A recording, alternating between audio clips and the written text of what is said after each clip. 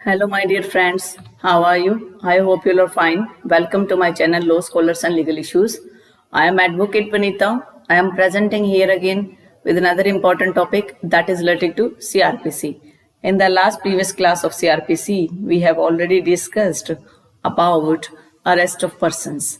We have already discussed who can arrest, how can arrest be made, whom can be arrested, और वो हम अच्छे से discuss कर चुके हैं। सेक्शन 49 तक हमने क्लियर कर लिया था।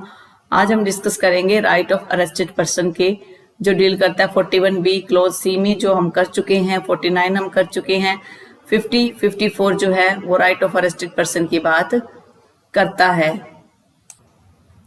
जो राइट्स ऑफ अरेस्टेड पर्सन है उसमें जो ड्यूटी जो पुलिस ऑफिसर है, जैसे 41B में जो ड्यूटी दी गई थी, ये भी एक तरीके से राइट है अरेस्टेड पर्सन का। किसी भी पुलिस ऑफिसर की जब ड्यूटी की बात होगी तो वो राइट ऑफ अरेस्टेड पर्सन होगा। तो आज हम डिस्कस करेंगे सेक्शन 50, 54, 53, 50A जो मेडिकल से रिलेटेड है, और 55A जो है हेल्थ एनवायरनमेंट से रिलेटेड है। 56 और 57 जो है कस्टडी से रिलेटेड है कि उन्हें कितने टाइम तक कस्टडी में रखा जा सकता है, और उसके बाद जो है उन्हें कहाँ पर पेश किया जाएगा, वो सारा का सारा इसमें डिस्कस किया गया है। तो ये जो चार्ट है ये मैं आपको PDF फाइल जो है वो टेलीग्राम चैनल पर अपलोड कर दूंगी, आप वहां से इसे डाउनलोड कर सकते हैं और अपनी कॉपी में अपने हिसाब से जैसे भी नोट्स चाहें आप इसे बना सकते हैं। चलिए हम आगे इसे कंटिन्यू करते हैं। कल मैंने आपको जब अरेस्ट हाउ मेड करवाया था उस टाइम एक लैंडमार्क केस जो है वो रह गया था। उस लैंडमार्क केस को भी मैं मेंशन करवा देती हूँ। उस केस में अरेस्ट जो वर्ड है, हालांकि अरेस्ट वर्ड जो है ना तो कहीं CRPC की डेफिनेशन में दिया गया है ना कहीं और मेंशन है, तो उसको फर्स्ट टाइम अरेस्ट के बारे में डिटेल में जो उसका कंसेप्ट है वो Dinesh Kumar state of Haryana versus Dinesh Kumar नाम से केस है। उस केस में फर्स्ट टाइम सुप्रीम कोर्ट ने अरेस्ट वर्ड को अच्छे से साइट किया था, डिफाइन किया था कि अरेस्ट क्या होता है।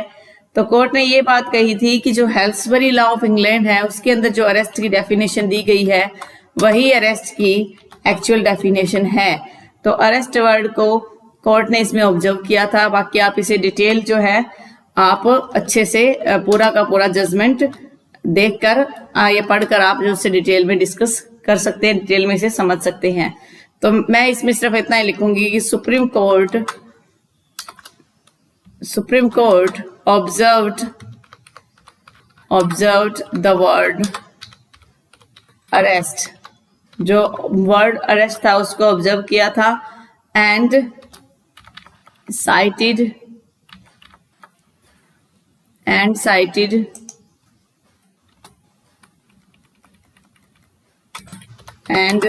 the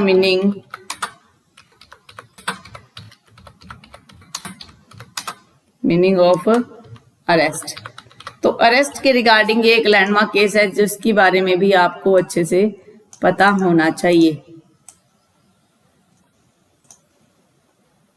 इसको भी मैं हाईलाइट कर देती हूं जिससे आपको लगे कि इम्पोर्टेंट पॉइंट है। आज हम स्टार्ट करेंगे सेक्शन 50। सेक्शन 50 क्या बात करता है? सेक्शन 50 बात करता है person arrested to be informed of ground of arrest and right of bail. जैसे ये आपको मैं पहले भी बता चुकी, कुछ जो प्रोविजंस है ये कुछ जजमेंट से रिलेटेड ही रखे गए हैं। जैसे कि person arrested to be informed of grounds, ये जो आर्टिकल 22 जो है उसमें भी ये मेंशन किया गया है कि एवरी पुलिस ऑफिसर और अदर पर्सन जो भी अरेस्ट कर रहा है, चाहे वो पुलिस ऑफिसर है चाहे वो अदर पर्सन में कोई और भी हो सकता है, जो मजिस्ट्रेट हो गया या SDM हो गया, कोई भी व्यक्ति है जो अरेस्ट कर रहा है उस व्यक्ति को विदाउट वारंट, अगर विदाउट वारंट अरेस्ट कर रहा है तो दोनों वर्ड यहाँ पर यूज है, एवरी पुलिस ऑफिसर और other person. Arresting any person without warrant, बिना वारंट के अरेस्ट कर रहे हैं, shall forthwith communicate to him full particular, वो क्या करेगा? फोर्थ विद, उसी टाइम कम्युनिकेट में उसे बताएगा full particles of the offence, जो ऑफेंस किया गया उसके पूरे के पूरे जो पार्टिकल्स है, किस वजह से उसको अरेस्ट किया गया, वो सारे के सारे उसे बातें बताएगा। For which he is arrested, जिसके लिए उसे अरेस्ट किया गया है, और अदर ग्राउंड्स, और अगर दूसरे कोई ग्राउंड्स है उस अरेस्ट के वो ग्राउंड्स भी बताएगा। सेकंड क्लोज कहता है कि वन पुलिस ऑफिसर अरेस्ट, अभी यहाँ बात हो रही है पुलिस ऑफिसर की, फर्स्ट वाले में क्लोज में बात हो रही थी पुलिस ऑफिसर और अदर पर्सन, यहाँ बात की जा रही है कि where a police officer arrest without warrant any person, किसी व्यक्ति को बिना वारंट के अरेस्ट करता है, other than a person accuse of a non bailable offence, जो नॉन बेलेबल ऑफेंस से अदर देन है, अदर देन मतलब जो नॉन बेलेबल ऑफेंस के अंदर नहीं अरेस्ट किया गया, he shall inform the person arrested, उस व्यक्ति को इन्फॉर्म किया जाएगा that is entitled to be released on bail, कि वो व्यक्ति जो है बेल पर उसको रिलीज किया जा सकता है। जो नॉन बेलेबल होते हैं उनमें क्या बेल पर उसे रिलीज किया जा सकता है और पुलिस के पास उसकी अथॉरिटी होती है। And that he may arrange for surety, कि वो अपने बिहाफ पर जो है श्योरिटी, उसकी जो कुछ भी जो श्योरिटी उसकी देगा, जमानतिया जिसे बोलते हैं, वो जो है वहां पर अरेंज कर ले। तो ये है सेक्शन 50। कहीं ना कहीं जोगिंदर कुमार के केस में भी ये काफी सारी बातें इंक्लूड की गई हैं। अब बात करते हैं 50A। 50A जो है वो 2006 के जो अमेंडमेंट यानी कि 2005 का जो अमेंडमेंट था उस अमेंडमेंट से ही आया था। इसमें क्या है, obligation of person making arrest to inform about, इसमें 50 में क्या है, ग्राउंड ऑफ अरेस्ट बताएगा। अब ऑब्लिगेशन है उस व्यक्ति की जो अरेस्ट कर रहा है किसी भी नॉमिनेटेड पर व्यक्ति को, जो इन्फॉर्मेशन देगा कि उसके फैमिली रिलेटिव्स मेंबर्स या फ्रेंड को जो अरेस्ट कर लिया गया है। एवरी पुलिस ऑफिसर और other person making any arrest under this code shall forthwith give the information regarding such arrest and place where the arrested is being held to, कि जो भी वो व्यक्ति है उसको जहां अरेस्ट करके रखा गया है, जो प्लेस है जहां पर उसको रखा था, तो उसके बारे में उसके फ्रेंड, रिलेटिव और सच अदर पर्सन, जो भी जिसको इन्फॉर्मेशन डिस्क्लोज की जा सकती है, जो नॉमिनेटेड है अरेस्टेड पर्सन का, या अरेस्टेड पर्सन कह देता है कि आप उसे ये बात बता दीजिए मेरा फ्रेंड है या मेरा रिलेटिव है, तो उस मामले में जो है वहां पर उसको पुलिस की ड्यूटी बनेगी कि वो वहां उसे बताएगा। सेकंड क्लॉज कहता है the police officer shell inform the arrested person, उसके अरेस्टेड पर्सन के राइट्स के बारे में पुलिस इन्फॉर्म करेगी जितना जल्दी उसे पुलिस स्टेशन में ले जाया गया है। An entry of the fact as to who has been, एक एंट्री भी ये डाली जाएगी उस फैक्ट की कि हु हैज बीन इन्फॉर्म, किसे इन्फॉर्म किया गया था। वो एक बुक कैप्ट होती है उनके पास पुलिस स्टेशन में, से रोज रामचा वगैरह या कोई भी एक ऐसी डायरी बोल सकते हैं जहां पर वो स्टेट गवर्नमेंट के द्वारा जैसे प्रिस्क्राइब की गई है उसमें मेंशन करेगा। It shall be the duty of the magistrate before home such arrested person is produce, अब मजिस्ट्रेट की ड्यूटी हो जाएगी जिसके सामने गिरफ्तार किए व्यक्ति को पेश किया गया था, तो सेटिस्फाई हिमसेल्फ दैट, वो इस बात से सेटिस्फाई हो जाए, पहले तो मजिस्ट्रेट इस बात से संतुष्ट होगा कि जो रिक्वायरमेंट सबसेक्शन 2-3 की थी वो कंपाइल्ड की गई या नहीं की गई। तो ये था हमारा उसके राइट्स के बारे में, एक्यूज के राइट्स के बारे में 50A। आगे हम डिस्कस करते हैं सर्च ऑफ अरेस्टेड पर्सन। 47 और 51 हम जब सर्च को डिस्कस करेंगे उस टाइम इन्हें पढ़ेंगे। Power to seize offensive weapon भी हम उसी टाइम डिस्कस करेंगे क्योंकि सीजर, सर्च और सीजर के रिगार्डिंग। अब हम नेक्स्ट बात करते हैं examination of accused by medical practitioner at the request of police officer. यहाँ पर पुलिस ऑफिसर की रिक्वेस्ट पर एग्जामिन किया जाएगा। ये पुलिस के पास एक तरीके से पावर है कि जब मान लो पुलिस किसी व्यक्ति को पकड़ के लाती है तो पुलिस ये सोचते है कि कल को उस पर इल्जाम ना लगे कि उन्होंने उसको मारा पीटा है, उससे पहले वो एक रिपोर्ट करवा लेते हैं। उस रिपोर्ट में क्या है, पुलिस की रिपोर्ट करवाएंगे, उस रिपोर्ट के रिगार्डिंग जो है कल को अपना वो बचाव कर पाते हैं।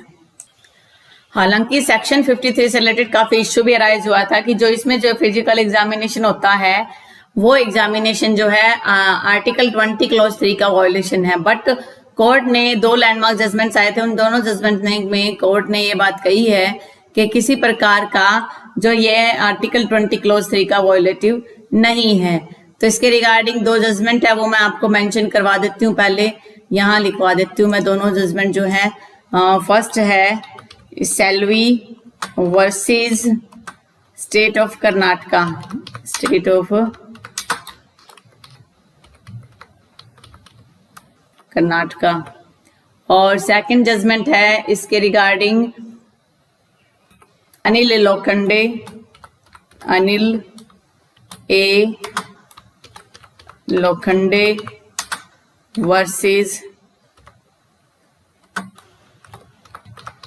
State of Maharashtra.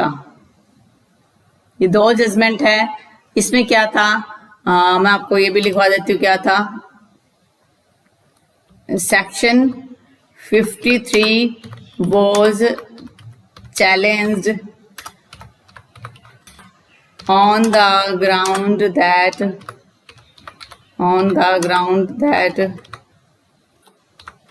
it is violative of article 20 clause 3 का ये वायोलेटिव है, तो इसमें ये बात कही गई थी।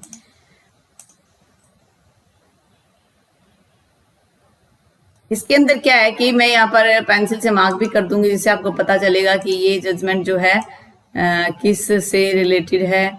इसमें 50 ये जो 2 जजमेंट है इसके अंदर, तो ये जो पूरा ग्राउंड था कि जिसके आधार पर इसको चैलेंज किया गया कि अगर आप ये किसी प्रकार का जब आप ये करते हो, मेडिकल एग्जामिनेशन करते हो, तो ये मेडिकल एग्जामिनेशन वॉयलेटिव है। किसका वॉयलेटिव है? ये वॉयलेटिव है सेक्शन 53 का। तो इसको वॉयलेटिव आप मेंशन कर सकते हो यहाँ पर।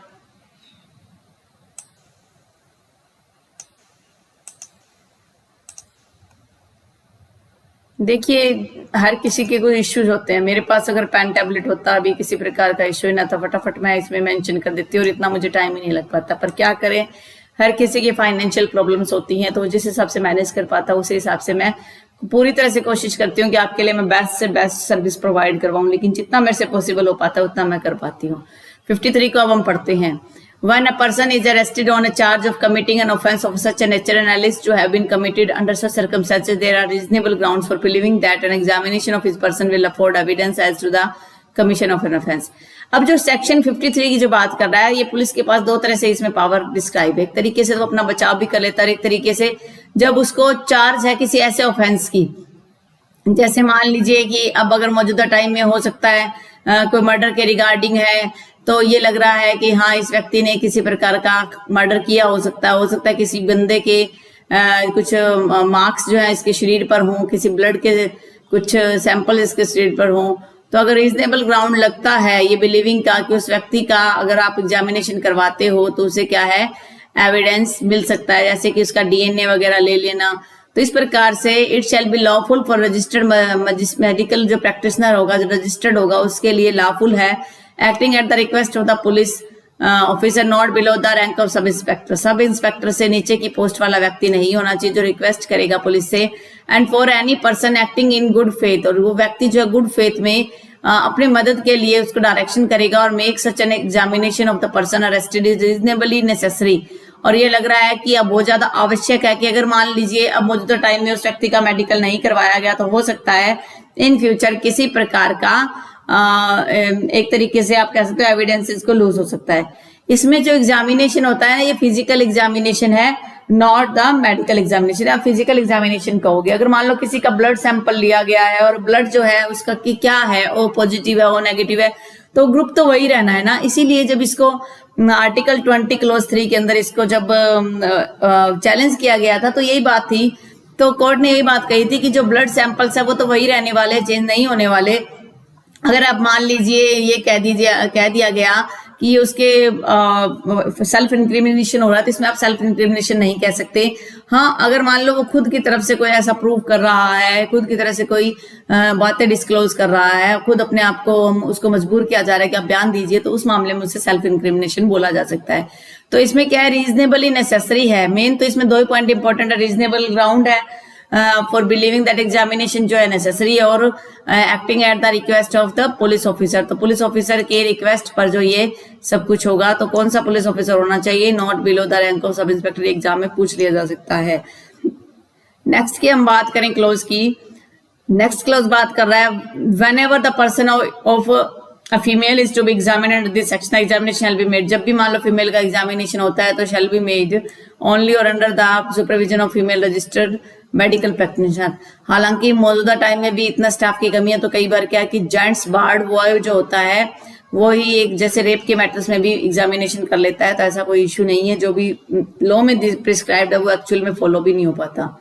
In this section and section 53A और 54 एग्जामिनेशन का मतलब क्या होगा वो देख लेते हैं। Examination shall include the examination of blood है, खून के धब्बे, semen, swabs in cases of sexual offences, sputum और sweat, hair sample and finger nail clipping by the use of the modern and scientific technology. ये एक तरीके से rape victim के बिहाफ में कि रेप का जो है जो विक्टिम है उसके रेफरेंस में कुछ एविडेंस कलेक्ट किया जा सकता है, जिसमें इंक्लूडिंग है DNA profiling.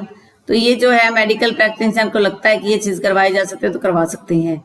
Registered medical practitioner कौन होगा? रजिस्टर्ड मेडिकल प्रैक्टिशनर का मीनिंग होगा medical practitioner who possess any medical qualification, जिसको 2H of Indian council act के तहत जिसे क्वालिफाइड किया गया है। अगर हम बात करें नेक्स्ट प्रोविजन की, that is 53A, examination of person accused of rape by medical practitioner. Rape का जो एक्यूज है उसका एग्जामिनेशन होगा 53A में।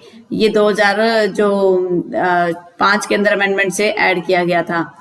When a person is arrested on the charge of committing an offense of rape or attempt to commit rape, thereby reasonable grounds है, वही है कि बिलीविंग है कि अगर उसका अब एविडेंस लिया गया, अगर उसका ब्लड सैंपल नहीं लिए गए या उसका मेडिकल नहीं करवाया गया तो इन फ्यूचर जो है एविडेंस कलेक्ट नहीं हो पाएंगे। तो कह रहा है कि it shall be lawful for a registered medical practitioner employed in hospital run by the government, या तो किसी गवर्नमेंट के द्वारा या लोकल अथॉरिटी के द्वारा, in absence of practitioner with radius of 16 kilometre from the place where the offence. अगर मान लो कोशिश यही करना है कि अगर मान लो कोई भी अब्सेंस हो जाता है कि 16 किलोमीटर जो रेडियस है, दायरा है जहां पर ऑफेंस कमिट हुआ, अगर वहां पर नहीं हो पाता by any other registered medical practitioner के द्वारा किया जा सकता है, वो भी क्या, किसके रिक्वेस्ट पर? सब इंस्पेक्टर के रिक्वेस्ट पर। वही सारा गुड फेथ है पर्पज के लिए इम्पोर्टेंट, जिसमें इम्पोर्टेंट पॉइंट है अगर 16 रेडियस की किलोमीटर में कुछ नहीं है तो फिर आप क्या करोगे, कहीं और करोगे, और वो भी रिक्वेस्ट होता police officer not below the rank of sub inspector. तो ये इसमें इंपॉर्टेंट पॉइंट। अब रजिस्टर मेडिकल प्रैक्टिशनर क्या करेगा? उसका एग्जामिनेशन करेगा विदाउट डिले, बिना किसी डिले के एग्जामिन सच पर्सन, उस पर्सन को एग्जामिन करेगा and prepare a report of examination, जिसे क्या कहते हैं? MLR रिपोर्ट बोला जाता है। उसे बोला जाता है मेडिकल लीगल रिपोर्ट बोलते हैं इसे, that is MLR report mention करता है। कौन? मेडिकल का जो डॉक्टर वगैरह है वो उसमें मेंशन करेगा। तो MLR रिपोर्ट जो है तैयार करता है डॉक्टर। जो ये रिपोर्ट होगी ये कौन सी होगी? MLR रिपोर्ट होगी। उसमें नेम एंड एड्रेस होगा एक्यूज्ड का और पर्सन बाय होम किसके द्वारा लाया गया, age of the accused, marks on injury, description of material taken from the person of the accused, DNA, other material particulars. Report shall precisely reason और conclusion भी देगा कि किस रीजन पर, किस कारण से वो इस कंक्लूजन पर पहुंचे हैं। Exact time of commencement of completion of examination भी नोट होगा। The registered medical practitioner shall without delay, बिना किसी डिले के, forward the report to the investigating officer, वो शैल फॉरवर्ड, उसके बाद वो मजिस्ट्रेट के पास 173 के क्लोज है और सबसेक्शन 5 के तहत वहां पर सबमिट करवा देगा। Examination of arrested person by medical officer, ये एग्जामिनेशन जो 53A का एग्जामिनेशन है फॉर कलेक्टिंग ऑफ एविडेंसेस के रिगार्डिंग था, ये examination of arrested person by medical officer है। ये है कि अपने बचाव के लिए जब पुलिस वाले मेडिकल करवाते हैं। When any person is arrested he shall be examined by medical officer in the service of central और स्टेट गवर्नमेंट, किसी भी दोनों की सर्विस में हो सकता है। And in the case of medical officer is not available, medical officer नहीं है, by registered medical practitioner soon after the arrest, जब भी अरेस्ट मेड होगा उसी के शून आफ्टर द्वारा किया जाएगा। तो ये इंपॉर्टेंट है, साफ कह रहा है कि जब भी अरेस्ट मेड होगा उसी टाइम करवाया जाएगा। Provided that where the arrested person female है, तो वह कह रहा है कि उसकी body shall be made only by और under supervision of female medical officer, and in the case of female medical officer is not available by female registered medical practitioner, तो फीमेल के द्वारा होना चाहिए मेडिकल ऑफ ए फीमेल के regarding. The medical officer or a registered medical practitioner so examining the arrested person shall prepare the record of the such examination, वो क्या करेगा? Prepare करेगा एक record of examination, mentioning therein any injuries, किसी प्रकार की injury और marks हैं तो वो वायलेंस के पहले ही रिकॉर्ड कर देगा। Where an examination is made under subsection 1, a copy of the report of such examination shall be furnished by the medical officer or registered medical practitioner as the case may be to the arrested person or person nominated by such person। फिर है 54A की बात कर रहा है। 54A जो है वो आप टेस्ट आइडेंटिफिकेशन ऑफ परेड की बात भी कर सकते हो, इसमें सेक्शन 9 ऑफ इंडियन एविडेंस भी इसमें इंक्लूड किया जा सकता है। जो टेस्ट आइडेंटिफिकेशन परेड होती है वो जो है दिया गया है TIP जिसे बोलते हैं, सेक्शन 9। आप अगर बात करो इंडियन एविडेंस की, सेक्शन 9 इंडियन एविडेंस एक्ट,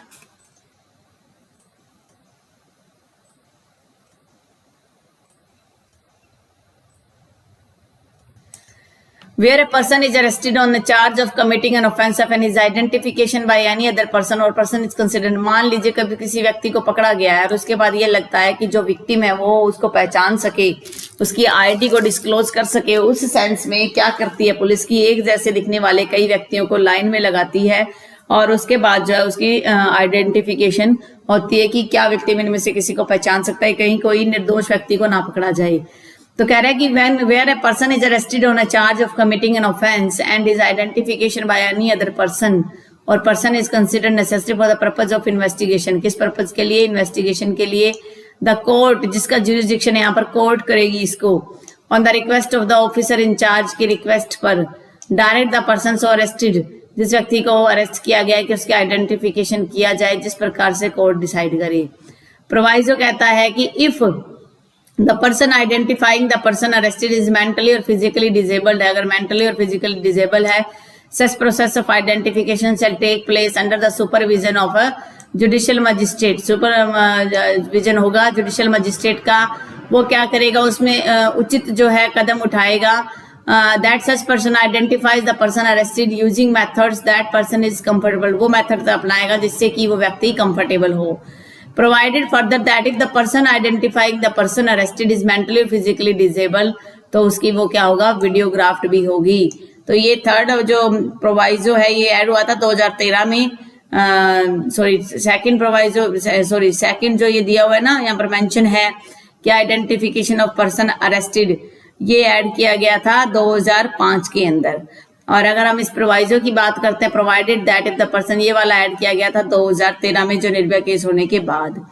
अगला है प्रोसीजर फॉलो करेगी police when police officer depute subordinate to arrest without warrant. जब क्या है वो प्रोसीजर फॉलो किया जाएगा कि जब डेप्यूट किया जाता है कोई व्यक्ति जो सबऑर्डिनेट है किसी अधिकारी का, वो ये कहता है कि आप जाके अरेस्ट कीजिए, उस मामले में किस प्रकार से प्रोसीजर फॉलो किया जाएगा।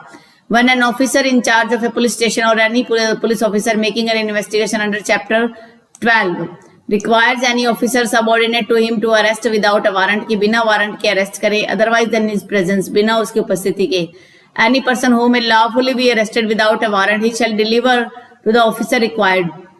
कोई अगर किसी को बिना वारंट के पकड़ के लाता है तो फटाफट उस ऑफिसर को के पास उसे पेश कर देगा, इन ऑर्डर इन राइटिंग में देगा, specifying the person to be arrested and the offence और other cause for which the person is arrest, किस प्रकार से उसे अरेस्ट किया गया है, तो सारा का सारा जो मेंशन करेगा राइटिंग में।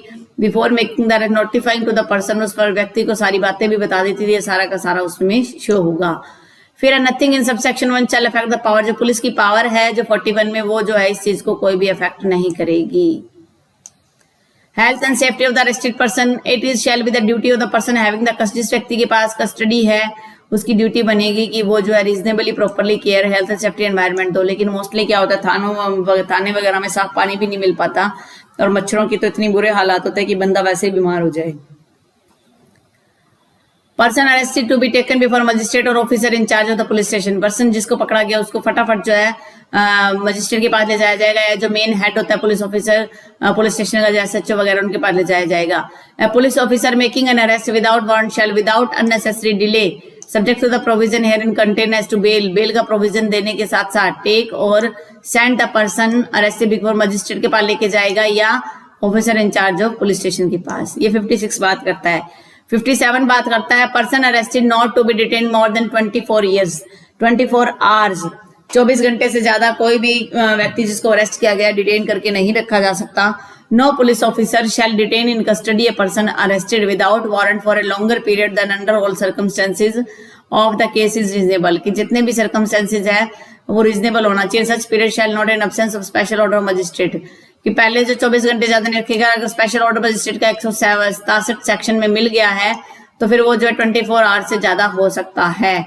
और उसमें वो जर्नी जो है, मान लीजिए कोई व्यक्ति जिसको हरियाणा लाना है लेकिन महाराष्ट्र से लेकर आना है, तो उस मामले में जो ट्रेवलिंग टाइम है उस टाइम को एक्सक्लूड करके जो है 24 आवर्स काउंट किए जाएंगे। फिर आगे नेक्स्ट है police to report apprehension. Apprehension मतलब गिरफ्तारी के बारे में रिपोर्ट देगा। Officer in charge of police station shall report to the DM, किस किस को रिपोर्ट देगा, डीएम को रिपोर्ट देगा फर्स्ट वर्ड, और if he is so direct sub divisional magistrate SDM को the cases of all person arrested without warrant, जिन व्यक्ति को बिना वारंट के अरेस्ट किया गया उन सबके मामले में with in the limit of their respective station, जो उनके एरिया में जो स्टेशन लग रहा है वहां के हिसाब से, स्टेशन मतलब ये कोई रेलवे स्टेशन नहीं, ये पुलिस स्टेशन की बात हो रही है। Whether such person have been admitted to bail और अदरवाइज, क्या उस व्यक्ति को बेल दिया गया है या नहीं, वो भी इसमें मेंशन करना होगा। डिस्चार्ज ऑफ पर्सन अप्रीहेंडेड, जो व्यक्ति पकड़ा गया उसका डिस्चार्ज कैसे होगा। No person who has been arrested by a police officer shall be discharge, जब तक कि उसका बॉन्ड वगैरह ना भरवाया जाए या फिर कोई स्पेशल ऑर्डर मजिस्ट्रेट के ना हो। छोड़ना, डिस्चार्ज मतलब एक तरीके से उसको छोड़ना। अगर हम अगले प्रोविजन की बात करें, पावर ऑन एस्केप और to pursue and retake, if a person in lawful custody escape, भाग जाता है या अपने आप को बचाता है, the person from whose custody, जिसकी कस्टडी से भागा है, एस्केप्ड और वो रेस्क्यूड, में इमीडिएटली परस्यू अरेस्ट हिम, उसके बाद वो जल्दी से जल्दी देश के किसी भी हिस्से से उसको पकड़ सकता है। The provisions of section 47 shall apply to arrest, 47 जो सर्च के रिगार्डिंग प्रोविजन अरेस्ट के रिगार्डिंग अलाउ किए जाएंगे, अप्लाई होंगे। Although the person making any arrest is not acting under a warrant not a police officer, हालांकि वो व्यक्ति चाहे वो अरेस्ट कर रहा है वो अंडर वारंट नहीं है और पुलिस ऑफिसर भी नहीं है, फिर भी वो कर सकता है। Arrest to be made strictly according to this code, जो भी अरेस्ट के रूल्स हैं वो सारे इस चैप्टर में, जो चैप्टर 5 में जिस प्रकार से मेंशन किया गया उसी हिसाब से उसको फॉलो किए जाएंगे। उसके अलावा आप किसी प्रकार से अपने पर्सनल प्रोसीजर चलाकर आप जो है अरेस्ट के रिगार्डिंग अपने स्पेशल प्रोविजन आप नहीं लगा सकते, नहीं अपना सकते। तो ये तो था हमारा चैप्टर 5 जो हम कंप्लीट कर चुके हैं। आई होप आपने आज का वीडियो एंजॉय किया। अगर आपने आज का वीडियो एंजॉय किया है, I humbly request to subscribe my channel and also like my video and also share to your friends so that they can get also benefit from such type of videos। Corona के इस period में आप अपने family members का, अपने neighbourhood का ध्यान रखिए। Stay home, stay safe, stay healthy. Thank you for watching. Have a nice day.